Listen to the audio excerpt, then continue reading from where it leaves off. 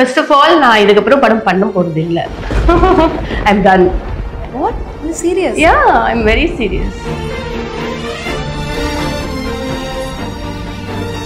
என்னோட கடைசி படம் இவ்வளவு அழகான ஒரு படமா அமைஞ்சது இன்னும் ஹாப்பினஸ். முனிஷ்காந்துக்கு விஜயலட்சுமியா அப்படிங்கிற ஒரு கேள்வி எனக்கு வந்து ரொம்ப ஹர்ட்டா இருந்தது. சமுதாயம் நம்மளை அப்படி மாத்தி வச்சிருக்கு. பட் எனக்கு அதெல்லாம் எப்பயுமே ஒரு பொருட்டா இல்லை. இன்னைக்கு ஒரு ஒர்க்கிங் உமனோ இல்ல வீட்டுல இருக்கக்கூடிய ஒரு உமனோ என்னென்ன வேலைகள் பண்ணணுமோ ஆக்ட்ரஸா இருக்க விஜயலட்சுமி அதெல்லாம் அவங்க தான் பண்றாங்க. எனக்கு இதெல்லாம் பண்ண பிடிக்கும். நம்ம கிச்சனை நம்ம கண்ட்ரோல்ல இருக்குதுன்றது ஒரு பெரிய ஹை. அது யாருக்கும் தெரிய மாட்டேது. எனக்கு கால் யாராவது பண்ணா எனக்கு பேச பிடிக்காது. அப்படியா? எனக்கு 2 minutes மேல பேசவே முடியாது. அதே மெசேஜ் பண்ணா ஓகே உங்களது சொல்லுங்க. துணி துவைக்கிறது ஏர்லி ஸ்டேஜஸ்ல மிடில் கிளாஸ்லாம் இல்ல, நாங்க லோயர் மிடில் கிளாஸ் தான். படம் இருந்து வேலைக்கு போறவர்லாம் இல்ல, ஆபீஸ் போறவர்லாம் இல்ல. ஓகே. வாய்ப்பு தேடுற ஒரு assistant director. My God. Okay. அந்த கேள்வி நீங்க தயங்கலாம் கேட்க வேணாம். நாங்க வேற லெவல்ல பாத்துட்டோம் சின்ன வயசுல. அதே மாதிரி லைஃப் அப்படியே மாறிச்சு. விரக்தி எரிச்சல் இல்ல, எப்படியாவது பெரிய ஆள் ஆயிடணும் அப்படின்ற ஒரு வெறி. ஸோ நான் வந்து இன்சூரன்ஸ் போடுறீங்களா சொல்லிட்டு போறீங்க, எப்போ சாக போறீங்க, இன்சூரன்ஸ் போட்டீங்கன்னா உங்களுக்கு காசு வந்துடும்ன்ற மாதிரிலாம் வந்து அண்ட் சேலை விற்பேன், சீட்டு போடுவேன். அப்புறம் வந்து savings, I don't believe in savings. நான் சேவிங்ஸ் பண்ணவே மாட்டேன். நிச்சயமாவா? I cannot. நீங்க ஒரு குழந்தைய பெற்று கொடுங்க, அதை எக்யூப் பண்ணுங்க. அது தனியா இருந்தா அது எப்படி இருக்கணும், நீங்க சம்பாதிச்ச மாதிரி சம்பாதிக்க சொல்லி கொடுங்க. உங்க லைஃபையே அர்ப்பணிச்சு சம்பாதிச்சு அவங்க கையில வந்து பிளாட்டர்ல வச்சு கொடுத்தா அது முட்டாள்தான்.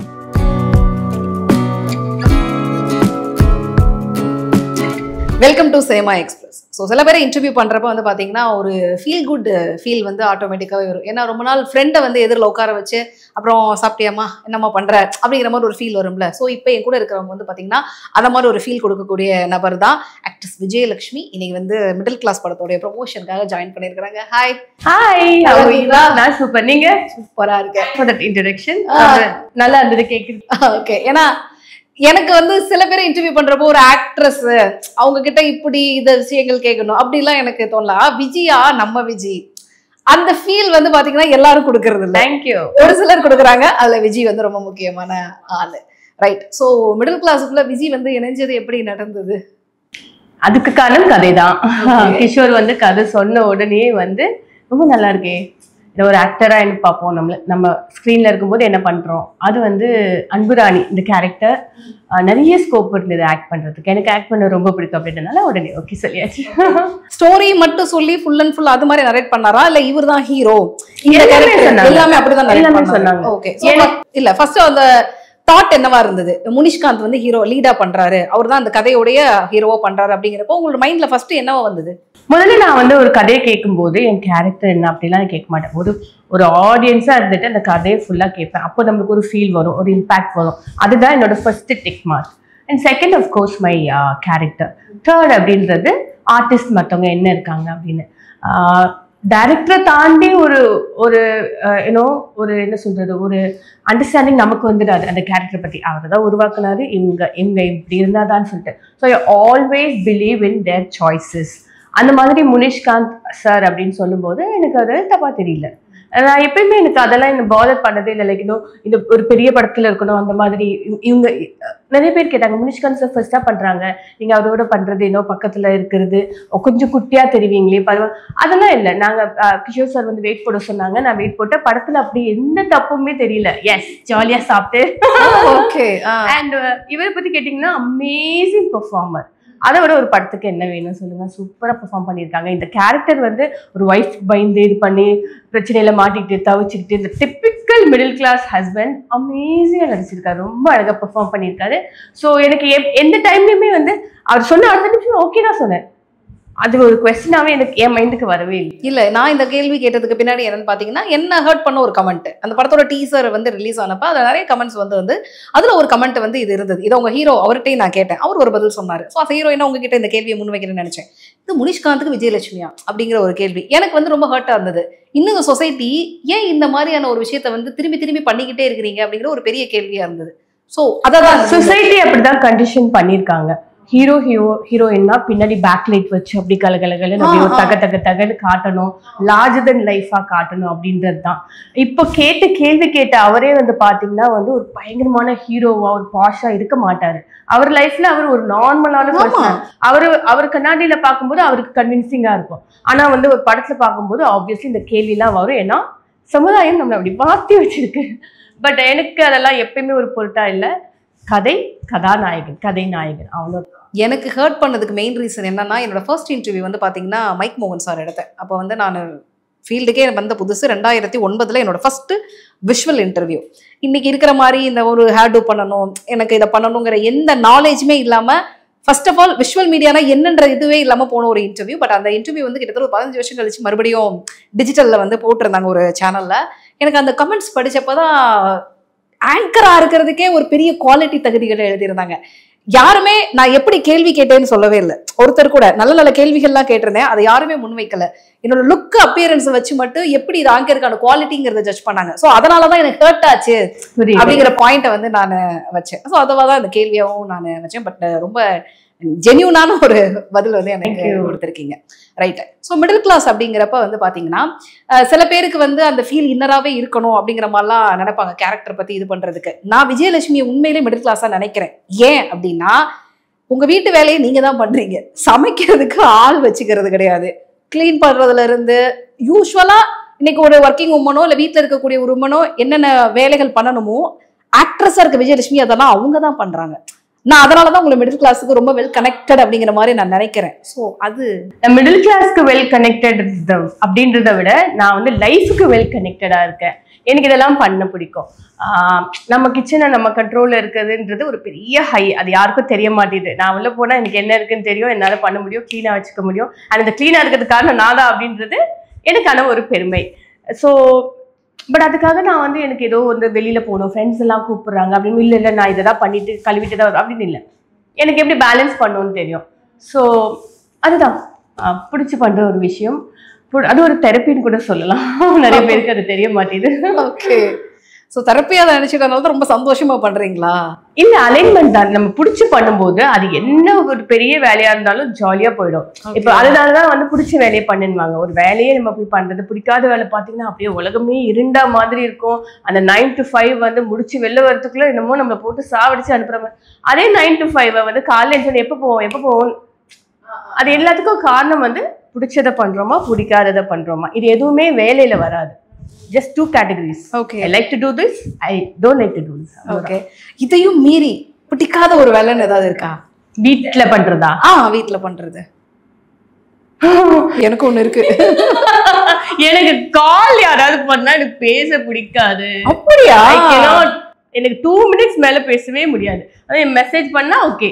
அது என்ன நம்ம என்னால எப்ப முடியுமா கால் பண்ணிட்டு ஹலோன்னு ஆரம்பிச்சாரு எங்கேயாவது போச்சுன்னா அப்படின்னு ஓடிடுவேன். I cannot spend more time on the phone. I don't know. Okay, அப்ப நான் I will text. உங்களது சொல்லுங்க.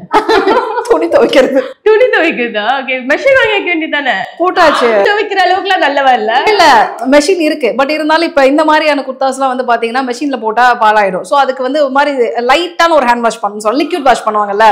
ஸோ அந்த கேர் பண்றதுக்கு பாத்தீங்களா, அது எனக்கு லிட்டரலா வந்து ஒரு மாதிரி இப்போ வரைக்கும் நான் நினைக்கிறேன் ஒருவேளை உங்களை மீட் பண்றப்ப டிப்ஸ் கேட்கணும்னு நினைச்சேன். எப்படிங்க அதை பிடிச்ச மாதிரி பண்றது? எனக்கு அந்த மாதிரி பூண்டு உரிக்கிறது இருக்கு. I cannot. இப்ப யோசிச்சு ஆன்லைன்ல வந்து உரிச்சு பூண்டு இருக்கான்னு தேடிட்டு இருக்கேன். ஓகே. ஸோ நிறைய பேர் லைஃப்ல வந்து நிறைய ஃபேஸ் பண்ணிக்கிட்டு தான் வருவோம். நீங்க அப்பா வந்து உங்களுக்கு ஒரு இயக்குனராக இருந்தாரு. பட் இருந்தாலும் உங்களுடைய ஏர்லி ஸ்டேஜ்ல வந்து நிறைய ஃபேஸஸ் தான் கிராஸ் பண்ணி வந்திருப்பீங்கல்ல. அப்ப ஒரு மிடில் கிளாஸ் அனுபவம் உங்களுக்கு அந்த டைம்ல இருந்தது? ஏர்லி ஸ்டேஜஸ்ல மிடில் கிளாஸ்ல இல்ல, நாங்க லோயர் மிடில் கிளாஸ் தான். அப்பா ஒரு அசிஸ்டன்ட் டைரக்டர். அதாவது அசிஸ்டன்ட் படம் இருந்து வேலைக்கு போறவர்லாம் இல்ல, ஆபீஸ் போறவர்லாம் இல்ல, வாய்ப்பு தேடுற ஒரு அசிஸ்டன்ட் டைரக்டர். ஸோ காலையில எந்திரிச்சா வந்து ஆஃபீஸா போறது தான், நடந்தே போய் தான் தேடுறது தான் அவரோட வேலை. அண்ட் 3 குழந்தைங்க, 3 பெண் குழந்தைங்க. ஸோ அம்மா தான் வந்து இந்த சேல்ஸ் உமனா போறது, ஸ்கூல்ல வந்து டியூஷன் எடுக்கிறது, இந்த மாதிரி தான் வந்து குடும்பம் முடிச்சு ரொம்ப அதெல்லாம் எக்ஸ்ட்ரீம்லாம் பார்த்தாச்சு. ஸோ அந்த கேள்வி நீங்க தயங்கலாம் கேட்க வேணாம், நாங்க வேற லெவல்ல பார்த்துட்டோம் சின்ன வயசுல. அதே மாதிரி லைஃப் அப்படியே மாறுச்சு. ஒன் ஃபைன் டே அப்பாவுக்கு வந்து காதல் கோட்டை நடந்துச்சு. திடீர்னு ஒரு காரை வந்து நிறுத்தினாரு, இதாட்டா நம்மளுதுனாரு. அங்க வந்து பகவான் ஜுவல்ஸ்ன்னு சொல்லிட்டு ஒண்ணு இருக்கும் டி நகர்ல. அதுக்குள்ள போயிட்டு என்ன வேணுமோ எடுத்துக்கோங்கன்னாரு. நாங்க என்னமோ பாண்டி பஜார்ல வந்து எடுக்கிற மாதிரி வந்து கோல்ட் ஷாப்பிங் பண்ணிட்டு இருந்தோம். Life is like that. So அதுவும் பார்த்தா லக்கி பாஸ்கர் பார்த்த மாதிரி. Yes yes. ஆனா சொல்லிட்டே இருப்பாரு அப்பா, இது இல்லடா நம்மளுது, ஒரு நாளைக்கு மாறும், ஜஸ்ட் வெயிட் வெயிட் வெயிட்னு வேற. அந்த நாளும் வந்துச்சு. லைக் அந்த டைம்ல தான் வந்து ஒரு எமோஷனலா எதுக்காவது வந்து ஏக்கப்பட்டிருக்கீங்களா? ஏன்னா ஆல்மோஸ்ட் மிடில் கிளாஸ் ஃபேஸ் பண்றது ஏக்கம். ஒரு பொருளை வாங்கணும்னு நினைப்போம், ஆனா ஆசை இருந்தாலும் அதுக்கான காசு இருந்தாலும் கண்ட்ரோல் பண்ணி சேவ் பண்ணிடுவோம். அதுதான் எனக்கு இருந்தது இல்லை, என் சிஸ்டர்ஸ்க்கும் அந்த மாதிரி இருந்தது இல்லை. அது அப்பா வளர்த்த முறையா என்னன்னு தெரியல. எதையுமே பார்த்து அந்த ஆசைப்பட்டது எனக்கு அந்த மாதிரி தெரியல எனக்கு. ஆனா ஒரு விஷயம் ஆசையா இருக்கும், மழை வந்துருச்சுன்னா ஸ்கூல்ல இருந்து எல்லாரும் சீக்கிரமே வந்து அம்மா அப்பா கூட்டிட்டு போவாங்க. அப்பாவும் எங்கேயாவது சுத்திட்டு இருப்பாரு, அம்மாவும் வந்து இந்த வேலைன்னு சொல்லிட்டு நாங்களே வந்து ஸ்கூல் வந்து ஒரு 10 minutes தான் வீட்டுல இருந்து. நாங்களே 3 பேர் கை பிடிச்சிட்டு வீட்டுக்கு போயிடுவோம் விட்ட உடனே.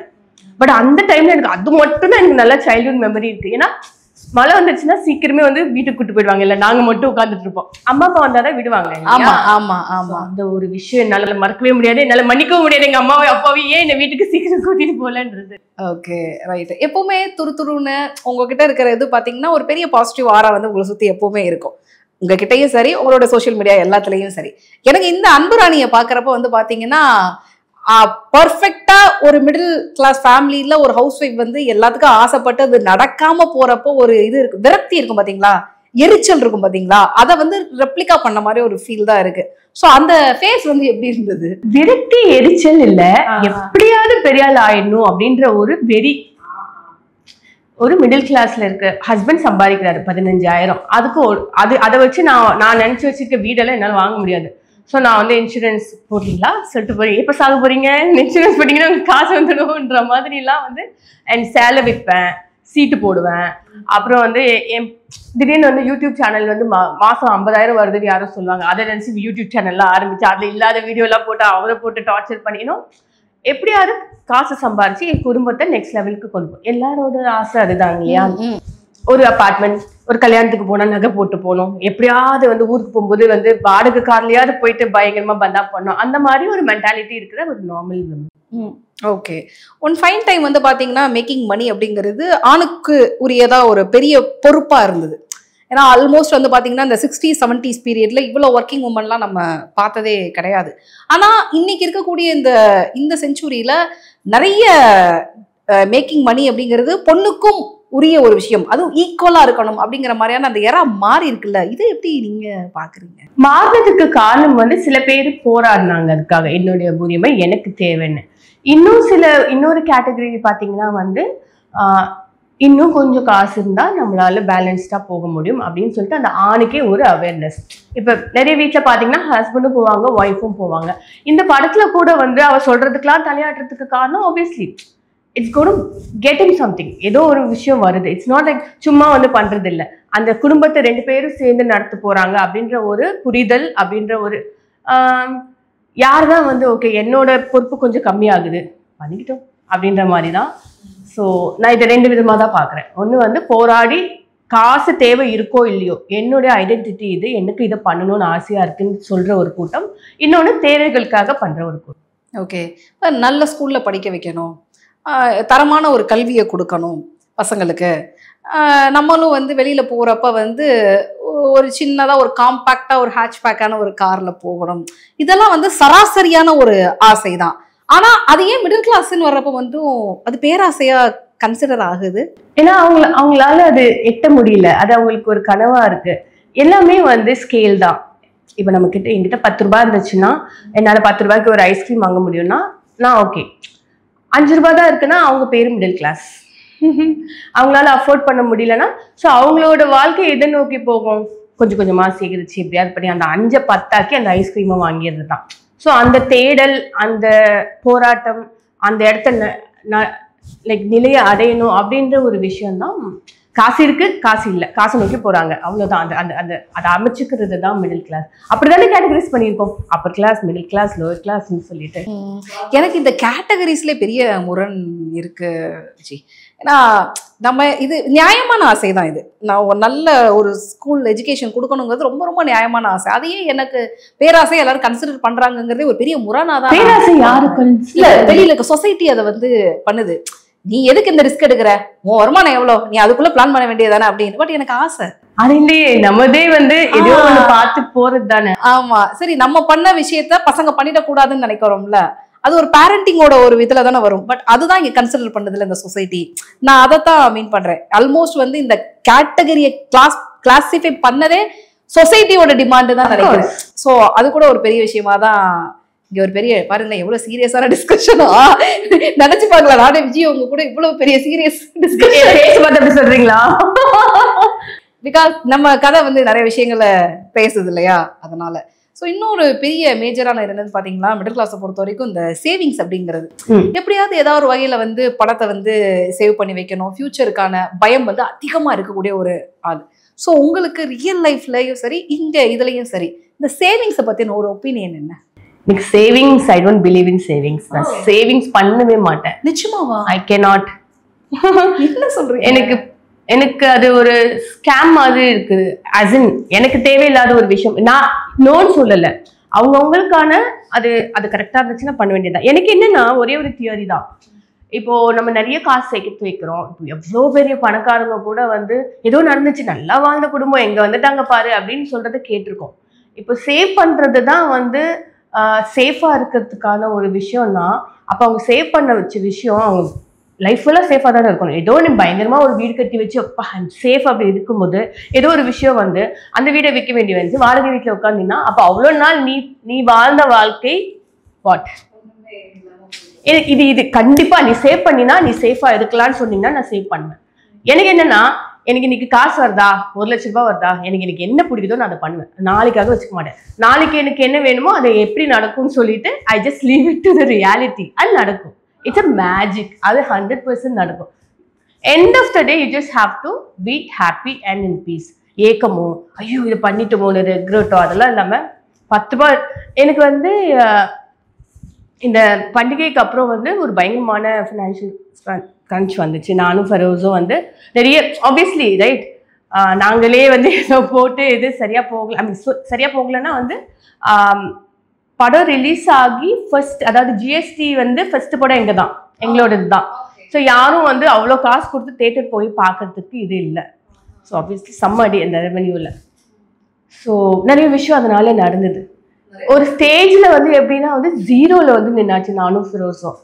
ஸோ அதுக்கப்புறம் நான் அப்பயே எனக்கு எப்பயுமே நான் வந்து காசு இல்லையோ ஐயோ அப்படிலாம் நான் நின்னதே இல்லை. அப்போ நான் சொன்னேன், இன்னைக்கு நம்ம சாப்பிட்டோமா, நீ நல்லா வீட்டில் இருக்கமா, இன்னைக்கு ஓகேயா, நாளைக்கு கதையை நாளைக்கு பார்ப்போம்.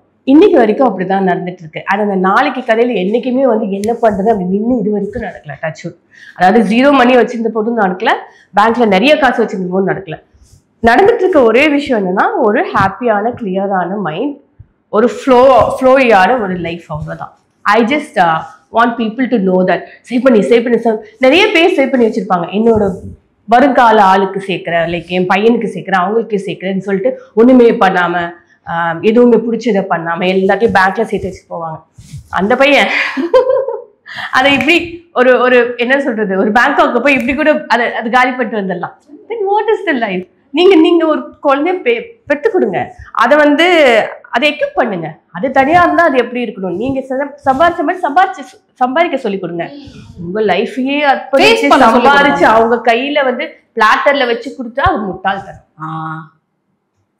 எஸ், நான் இது ஒரு முக்கியமான பாயிண்ட். என்னன்னா, மிடில் கிளாஸ்ல கஷ்டப்பட்டு அந்த நாளை வந்து வாழாம எல்லாத்தையும் ஃபியூச்சருக்காகவும் பசங்களுக்காகவும் மட்டும் பண்ணிட்டு 50+, 60+ல உட்காந்துட்டு பையன் அவனோட லைஃபை பார்த்துட்டோ இல்லை பொண்ணு அவங்க லைஃபை பார்த்துட்டு போயிடுவாங்க. அப்போ உட்காந்து கண்ணீர் சிந்துறது மட்டும்தான் இந்த மிடில் கிளாஸ் வந்து பாரம்பரியமா பண்றாங்க. இதுல எனக்கு நிறைய மாற்று கருத்து இருக்கு. நிறைய பேர்ட்ட சொல்லுவேன், ஏன் பசங்களுக்கு இவ்வளவு விஷயங்கள் பண்ணாதீங்க, அவங்களுக்கு ஃபேஸ் பண்ண சொல்லிக் கொடுங்க, சிச்சுவேஷன்ஸை ஃபேஸ் பண்ணணும், எப்படியா தத்தி முத்தி மோதி ஒரு விஷயத்தை பிடிச்சிக்கணுங்கிறது மட்டும் சொல்லிக் கொடுங்க. ஆனா கஷ்டமே படக்கூடாதுன்னு நினைக்கிற மென்டாலிட்டியில தான் மிடில் கிளாஸ் பிரசன்ட் லைஃபை தொலைக்கிறாங்கங்கிறது என்னுடைய கான்செப்டே, ஒரு குழந்தைய வளர்க்குற கான்செப்டே இங்க எல்லாரும் மறந்துட்டாங்க. என்னென்ன கான்செப்ட் வந்து இந்த உலகத்துல நம்ம அவங்களை விட்டுட்டு போறோம், தனியா ஃபேஸ் பண்ணணும், அவங்க வந்து வாழணும், அதுதான். அதுக்காக தான் நம்ம அவங்கள வளர்க்குறோம். இங்க எப்படி ஆயிடுச்சுன்னா அவங்கள அப்படியே பொத்தி பொத்தி வளர்த்து சரி ஓகே நாளைக்கு நீ இல்லாட்டி என்ன பண்ணுவான். அதனாலதான் நிறைய பேர் வந்து அம்மா அப்பா இல்லையோ இல்ல தனியா வந்து அந்த ஒரு படிக்கிறதுக்கோ இல்ல ஒரு குடும்பமாவோ தனியா போனோன்னு இந்தப்பா டான்ஸ் ஆடுறது அது இல்லை. காசு இல்லைங்க நீங்க கொடுக்க வேண்டியது, ஒரு அறிவு, ஒரு அவேர்னஸ். இதுதான் லைஃப், இது வந்தா இப்படி பண்ணு, ஸ்ட்ராங்கா இரு, எது வந்தாலும் ஹாப்பியா இரு. நான் சொன்ன மாதிரி சேவ்லாம் பண்ணும். நிலனுக்கு அதான் சொல்லி தருவேன். நிலன் இப்ப நாளைக்கே வந்து ஒரு பயங்கரமான ஒரு பெரிய ஆளா ஆனாலும் ஓகே ஃபைன் படிக்க வச்சு அது ஆகும். ஆனா என்னன்னா அந்த மாதிரி இருக்கும்போது அவன் ஹாப்பியா இருக்கணும். அவனுக்கு என்ன பண்றான், he should know what he is doing. ஆர் சின்ன வயசுல அவன் சொல்லியிருக்கான் நான் வந்து மெக்டானல்ட்ஸ் தான் வேலை பார்ப்பேன் பிகாஸ் அவனுக்கு மெக்டானல்ட்ஸ் ரொம்ப பிடிக்கும். அந்த மாதிரி பண்ண கூட okay, but you should be happy serving there, அவ்வளவுதான். பண்டிகை பத்தி நீங்க பேசுனதுனால நான் கேட்கறேன், எனி டைம் வந்து ரிஸ்க் எடுத்தோம் அப்படிங்கிற ஒரு தாட் என்னைக்காவது உங்களுக்கு தோணுச்சு? ரிஸ்க் எடுத்தோன்னு தாட் இல்லை, பட் என்மேல எனக்கு வந்து ஒரு என்ன ஏதுன்னு தெரியாமலே உள்ள போயிட்டு சரியா பண்ணல அப்படின்ற ஒரு கோபம் இருக்கு என்கிட்ட. அது ஏன்னா அது ஒரு பெரிய ஒரு ஸ்டெப், அது ஒரு பெரிய பொறுப்பு. அதை நான் விளையாட்டா ஆரம்பிச்சு அது என்னோட 100% நான் கொடுக்கவே இல்லை, நாட் ஒரு 20% கொடுத்தேன். இப்போ இருக்கிற இந்த ஒரு கிளாரிட்டியோட நான் பண்ணியிருந்தேன்னா வந்து வேற லெவல்ல பண்ணியிருப்பேன். ஸோ அந்த ஒரு அது ரெக்ரெட்னு சொல்ல மாட்டேன், ஏன் மேல எனக்கு ஒரு கோபம், அவ்வளோதான். ஓகே சார், ஏன்னா நான் அந்த படத்தோட ப்ரெஷ் ஷோ பார்த்தேன், ஃபெரோஸ் அன்னைக்கு தான் நான் மீட் பண்ணேன். அன்னைக்கு நான் மீட் பண்ணது இப்போ வரைக்கும் அவர் வந்து எனக்கு நல்ல நட்பு விட்டது, எனக்கு அந்த படம் ரொம்ப பிடிக்கும். தேங்க்யூ. அதை பத்தி நான் நல்ல ரிவ்யூ கொடுத்திருந்தேன். தேங்க்யூ. ஐ நோ, அதுல இருந்துதான் எனக்கு அவர் வந்து ஃபெரோஸ் வந்து இப்போ வரைக்கும் அது டச்ல வந்து இருந்தாங்க. பட் நான் அவர்கிட்ட அடிக்கடி சொல்லுவேன், உங்ககிட்ட இருந்து நான் உங்க ரைடு மத்தியில் நல்ல இந்த மாதிரி ஒரு படமும் கொடுங்க அப்படின்னு சொல்லியிருக்கிறேன். ஸோ அது ஒரு லாங் வெயிட்டா இருக்கு. பட் ஆனா அதுக்கு பின்னாடி விஜயலட்சுமியோடைய மிகப்பெரிய காதல் இருக்கு. எஸ், அதுதான் உண்மை. இல்லைன்னா ரிஸ்க் எடுக்கிறோம், எல்லா விஷயத்தையும் பண்றோங்கிறத நுழைஞ்சு உள்ள போறோம் பாத்தீங்களா, அந்த காதல் வந்து நான் எப்பவுமே தேங்க்யூ நான் விஷ் பண்ணுவேன். தேங்க்யூ. தமிழ் சினிமாவில் நிறைய குடும்ப பின்னணி வந்த படங்கள் வந்துகிட்டே தான் இருக்கு ஒவ்வொரு இயரும். இப்ப ரொம்ப கம்மி. அப்போ 90s பீரியடு, அந்த 2000 டைம்ல நிறைய பீக்ல இருந்தது. வருஷத்துக்கு ஒரு விசு சார் படமோ ஒரு விசேகர் சார் படமோ வந்து வந்துகிட்டே இருக்கும். அதுக்கான ஆடியன்ஸ் வந்து பயங்கரமா இருந்தாங்க. பட் இன்னைக்கு ரொம்ப கம்மியானதுனால எப்பயாவது அத்திப்பூத்த மாதிரியான ஒரு படம் வருது அப்படின்னு சொல்லணும். ஸோ அதுல வந்து மிடில் கிளாஸ் வந்து ரசிகர்களுக்கு என்ன மாதிரி ஒரு படமா இருக்கும்? என்ன மாதிரி ஒரு படமா இருக்கும்? கண்டிப்பா வந்து ஒரு இப்போ நீங்க சொன்ன இப்போ வர படத்துல ஒரு டிஃப்ரெண்டான படமா இருக்கும். ஏன்னா அது ஒரு ரா ஃபேமிலி சப்ஜெக்ட். ஃபேமிலின்னா வந்து எங்கள் வீட்டில் இல்லைனாலும் கார்த்திகை அந்த மாதிரி எல்லாமே பாசிட்டிவா காட்டுறது இல்லை. ஒரு ஃபேமிலியில இதுதான் இவங்க 2 பேர் சண்டை போடுவாங்க, அடுத்த நிமிஷம் சேருவாங்க. இன்னைக்கு காலையில பால் வாங்க காசு இருக்காது, பட் நெக்ஸ்ட் நாளைக்கு வந்து ஏதோ நடக்கும், அவங்க வந்து இது பண்ணுவாங்க அப்படின்ற ஒரு ரியாலிட்டி இருக்குல்ல, ஒரு உண்மை இருக்குல்ல, அதை சொல்ற படம். அதுவே வந்து ரொம்ப போரிங்கா இல்லாம ப்ரீச்சியா இல்லாம ரொம்ப அழகா காமெடியா ரொம்ப என்டர்டெய்னிங்கா இருக்கும். ஏன்னா வந்து எனக்கு தெரியும் நம்ம ஆடியன்ஸ் பத்தி, சீரியல் ஆடியன்ஸ்னு ஒருத்தவங்க இருக்காங்கல்ல, அதாவது குடும்ப அந்த ஃபேமிலி சப்ஜெக்ட் பாக்குறவங்க அது. அண்ட் இப்போ பிக் பாஸ் பாக்குறவங்களும் இருக்காங்க. பிக் பாஸ்ல என்ன காட்டுறாங்க, இதை தானே காட்டுறாங்க, அடிச்சுக்கிறது பிடிச்சிக்கிறது. அண்ட் அந்த மாதிரி அதெல்லாம் பிடிச்சவங்களுக்கு கண்டிப்பா இந்த படம் ரொம்ப பிடிக்கும். நிச்சயமா. ஏன்னா லாஸ்ட் 1 இயரா வந்த படங்கள், வெற்றி அடைஞ்ச படங்களோட லிஸ்ட் பாருங்களேன். தலைவன் தலைவி, ஒரு குடும்பஸ்தன், ஒரு 3 BHK, அந்த வரிசையில் மிடில் கிளாஸ் அப்படின்னு கூட டெஃபினட்டா அடுத்த இன்டர்வியூல நம்ம இதை பத்தி பேசுவோம்னு நினைக்கிறேன். ஸோ உங்களுக்கு இந்த மாதிரி நிறைய படங்கள் பார்த்துட்டு தானே வந்திருப்பீங்க. அதுல ஒரு ஃபேமிலி சப்ஜெக்டா என்ன ரொம்பவே வந்து பர்சனலாவே ஃபீல் பண்ண வச்ச படம் அப்படின்னா எந்த படத்தை மென்ஷன் பண்ணி சொல்லுவீங்க? ஃபீல் பண்ண வச்ச படம் இந்த மாதிரி ஃபேமிலி சப்ஜெக்ட் தலைவன் தலைவி. இப்போ வந்து ரீசெண்டா பார்த்த அந்த மாதிரி ஃபேமிலி படம் வந்து தலைவன் தலைவி தியேட்டர்ல போய் பார்த்து ரொம்ப என்ஜாய் பண்ண. என் பக்கத்துல இருக்கிற சில பேர் வந்து இப்படி கத்திட்டே இருக்காங்கன்னு சொன்னாங்க. எனக்கு அது கத்துற மாதிரியே தெரியும், நம்ம பண்ற மாதிரி. ஆமா, அதுதான் நடக்கும் சார். அந்த மாதிரி 2 கேரக்டர் இருந்தாங்கன்னா அதுதான் பாசிபிள். பட் அதுலயே ரொம்ப அழகா காட்டியிருப்பாங்க. அவங்க போடுற ஒரு சண்டையுமே அவங்களால வராது, சுத்தி இருக்க அந்த கேரக்டர்னால தான் வரும். அதான் இங்க வந்து உண்மை. ஒரு ஹஸ்பண்ட் அண்ட் ஒய்ஃப் வந்து சண்டை போடுறாங்கன்னா அவங்களுக்குள்ள பிரச்சனை வருதுன்னா அவங்களுக்குள்ள எதுவுமே இல்லை, இந்த கூட இருக்கிறவங்க தான். அதுதான் அது ரொம்ப அழகா சொல்லியிருப்பாங்க. எனக்கு அந்த படத்துல அது எனக்கு ரொம்ப பிடிச்சிருந்தது. ஓகே, இந்த கதை வந்து நரேட் பண்ண விதம் எனக்கு பிடிச்சிருந்தது. அதனால நான் இமீடியட்டா கதைக்காக முதல்ல ஓகே சொல்லிட்டேன் அப்படின்னு சொல்லிட்டீங்க. இந்த படம் முடிஞ்சது, ரிலீஸ் எல்லாமே இருக்கு. ஆனா ஒரு கட்டத்துக்கு மேல இண்டஸ்ட்ரியை பொறுத்த வரைக்கும் நீங்க 2 குழந்தைகளுக்கு அம்மாவா நடிச்சிருக்கீங்க, ஒரு 40+ இருக்கக்கூடிய ஒரு ஹீரோவுக்கு வந்து பேரா நடிச்சிருக்கீங்க. ஸோ உங்களை இதுக்கப்புறம் அப்ரோச் பண்ணக்கூடிய ஸ்டோரிஸ் வந்து பேட்டர்ன் சேஞ்ச் வேற மாதிரி வந்து கன்சிடர் பண்ணுவாங்க அப்படிங்கிற மாதிரி ஒரு சின்ன பிம்பம் இருக்குல்ல, அதை எப்படி பாக்குறீங்க? அதை எப்படி ஃபேஸ் பண்ண போறீங்க? ஃபர்ஸ்ட் ஆஃப் ஆல் நான் இதுக்கப்புறம் படம் பண்ண போறது இல்ல. I'm done. ப்ரையாரிட்டி சேஞ்சஸ் இல்லையா? What serious? Yeah, I'm very serious. ஒரு 2 இயர்ஸ் முன்னாடியே நிறுத்தியாச்சு. எனக்கு வந்த படங்களை நான் பண்ணலை. ஏன்னா இது வேணாமே அப்படின்னு தோணுது. பிடிச்சி வந்த ஒரு விஷயம் பண்ற விஷயம் தான். பட் இப்போதைக்கு அது இனிமே வேணாம் அப்படின்ற மாதிரி ஒரு கிளாரிட்டி. அண்ட் 40+ எனக்கு 43 இயர்ஸ் ஆச்சு. ஸோ நிஜமாலே எனக்கு வந்து ஒரு 20 வயசுல கல்யாணம் ஆயிடுச்சுன்னா இதை விட பெரிய பசங்க இருப்பாங்க. ஸோ நான் இப்படி இருக்கிறேன் அப்படின்றது வேற. பட் அதுக்காக வந்து அந்த ஏஜ் இது அதெல்லாம் எனக்கு நான் சொல்றேன்னே, நான் ஃபர்ஸ்ட் கேட்கும்போது நான் வந்து இந்த படம் பண்ண போறேன்னு கூட ஒரு கதை கேட்க மாட்டேன். நான் அதை கதையா கேட்பேன். ஆடியன்ஸ் நான் தியேட்டர்ல பார்த்தா எனக்கு என்ன பிடிக்குதா எனக்கு பிடிக்கலையா, ரொம்ப நல்லா இருந்துச்சு இந்த கதை, அப்போ ஓகே லெட் மீ சிட் தேர்.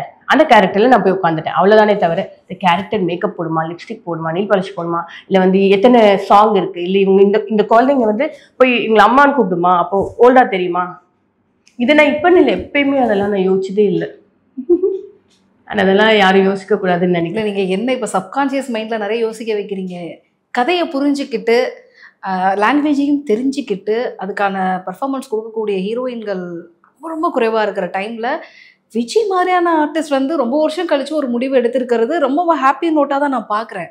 விஜய் வந்து இவ்வளோ ஷாக்கிங்கான ஒரு இன்ஃபர்மேஷன் கொடுப்பாங்கிறத என்னால் வந்து இது பண்ண முடியல. நான் நினச்சேன் செகண்ட் இன்னிங் ஸ்டார்ட் பண்ணியிருக்கிறாங்க, அதுதான் எனக்குள்ள இருந்தது. செகண்ட் இன்னிங் ஸ்டார்ட் பண்ணியிருக்கேன், பட் என்னோட லைஃப்ல ஸ்டார்ட் பண்ணியிருக்கேன். எனக்கு பிடிச்ச விஷயம் பிடிக்காத விஷயம்ன்றதெல்லாம் மாறிக்கிட்டே வருது. அதுல வந்து வேற மாதிரி போறேன், அவ்வளவுதான். Okay right. So all the best. அதுவும் பயங்கரமான ஃபேஸா இருக்கும், அதுல மாற்று கருத்தே இல்லை. ஸோ இப்போ உங்களை இன்டர்வியூ பண்ண போறதுக்கு முன்னாடி சில பேர் வந்து இந்த கொஸ்டினை மட்டும் அவங்ககிட்ட கேட்டுருங்க தயவு செய்து ப்ளீஸ் அப்படின்னு சொல்லி அனுப்பினனால நேயர் விருப்பத்துக்காக இந்த கேள்வி கேட்கிறேன். இந்த கோழிக்கால் விலை வந்து உங்களுடைய இன்ஸ்டாகிராம் போஸ்டுக்கு அப்புறமா டிமாண்ட் வந்து ஜாஸ்தி பண்ணிருக்கு. அது நீங்க தான் பொறுப்பு எடுத்துக்கணும். ஏன்னா நார்மலா அந்த காலை எவனும் மதிக்க கூட மாட்டான், தூக்கி கீழே போடுவாங்க. நீங்க ஒண்ணு பண்ணி விட்டீங்க கொலாஜன்னு சொல்லிட்டு. இப்போ நான் கேக்குறேன், டோக்கன்ல அட்வான்ஸ் இது பண்ணிட்டு போங்க, வந்து வாங்கிக்கணும்னு சொல்றாங்க. I am so happy to know that. இதுதான் வந்து சோஷியல் மீடியாவோட பவர். அண்ட் அதை தான் நான் என்னோட இன்ஸ்டாகிராம்ல பண்ணணும்னு நினைக்கிறேன்.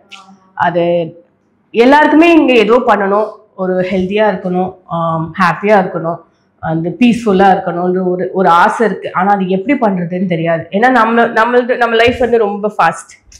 2 செகண்ட்ஸ்க்கு மேல நம்மளுக்கு எங்கேயுமே வந்து ஒரு இது கூட இருக்க மாட்டேங்குது, கான்சென்ட்ரேஷன் கூட. அந்த மாதிரி ஓடிட்டு இருக்கும் போது வெயிட், இதுதான் இதுன்னு சொல்லணும்.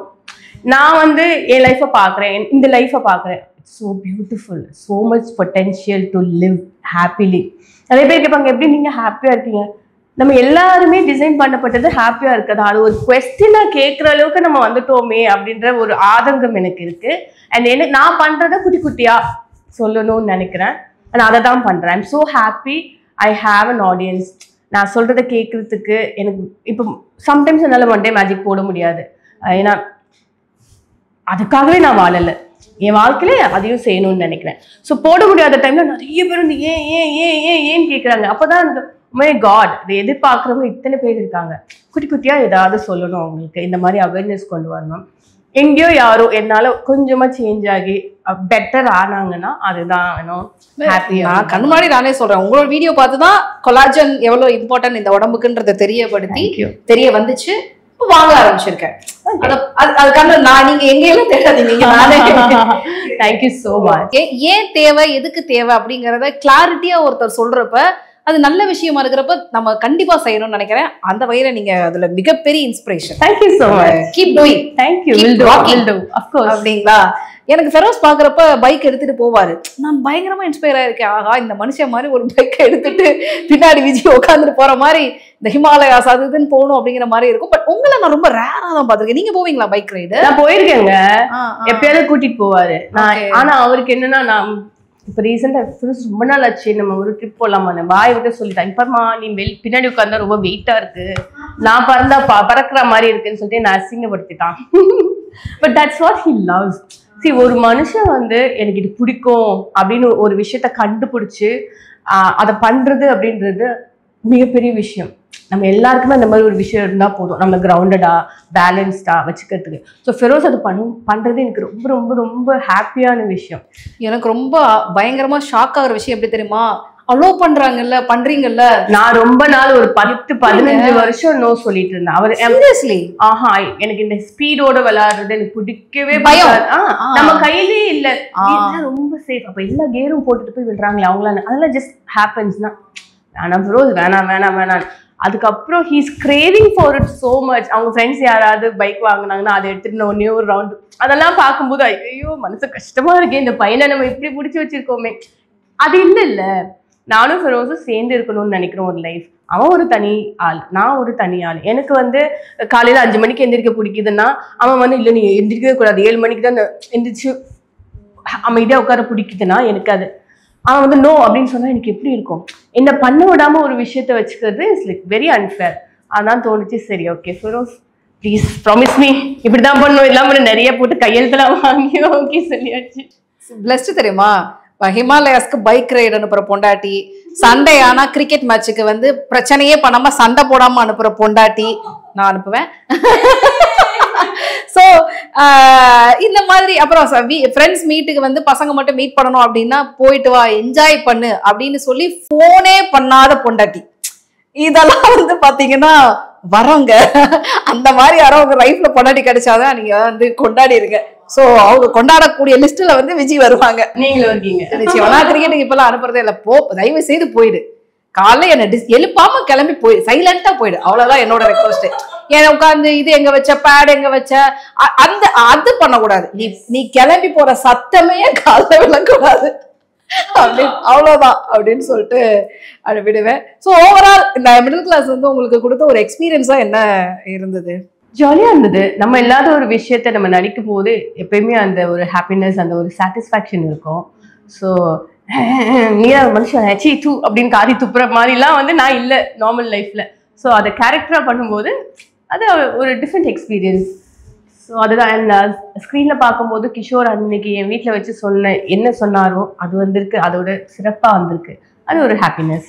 என்னோட கடைசி படம் இவ்வளோ அழகான ஒரு படமா அமைஞ்சது. இன்னும் இன்னும் ஹாப்பினஸ். மீண்டும் மீண்டுமா அந்த வார்த்தையை பயன்படுத்தி ஏன்னா உங்களுடைய கோஸ்டார்ஸ் உங்களுடைய ஃப்ரெண்ட்ஸ் இவங்க எல்லாம் பார்த்துருப்பாங்கல்ல, ரொம்ப நாள் கழிச்சு உங்களுடைய ஒரு டீசர் ரிலீஸ் ஆயிருக்கிறத பார்த்துருப்பாங்கல்ல, என்ன மாதிரியான கமெண்ட்ஸ் வந்து கொடுத்தாங்க? எல்லாரும் நல்லா இருக்குன்னு சொன்னாங்க. நீங்க சொல்ற அதே விஷயம் தான், ரொம்ப நாள் கழிச்சு ஒன்று ஒரு ஸ்க்ரீனை பார்க்கறது ரொம்ப நல்லா இருக்கு, செகண்ட் இன்னிங்ஸ் ஆரம்பிக்குது, நன்றி நன்றி நன்றியோட நிறுத்திக்கிட்டேன். ஓகே, ஸோ அது ஒரு வகையில் ஹாப்பி தான். ஆல்ரைட், ஸோ படம் வந்து எப்படி வந்து உங்களுக்கு ஒரு பெரிய ஒரு சந்தோஷத்தை கொடுத்ததோ பார்க்கக்கூடிய ஆடியன்ஸுக்கும் வந்து ஒரு ஹாப்பினஸை கொடுக்கும் அப்படிங்கிற ஃபீலோட இந்த இன்டர்வியூ வந்து நான் நிறைவு பண்ணிடலாம்னு நினைக்கிறேன். Thanks for your wonderful. Thank you so much. Thank you. Thank you Viji.